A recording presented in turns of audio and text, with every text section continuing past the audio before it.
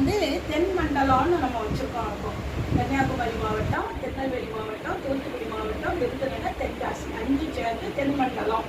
அந்த மண்டல செயலாளர், இதுக்கு ஒரு தலைவர் இருக்கிறாரு, திரு சிவப்பிள்ளை. அவங்க இன்னைக்கு வேலை பழுனால வரல.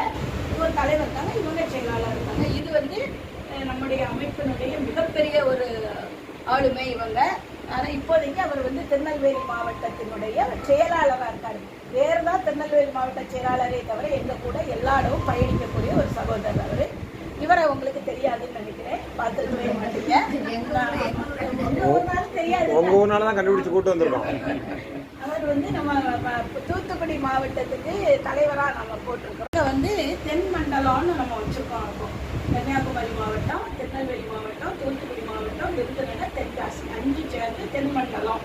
அந்த மண்டல செயலாளர், இதுக்கு ஒரு தலைவர் இருக்கிறாரு, திரு சிவப்பிள்ளை.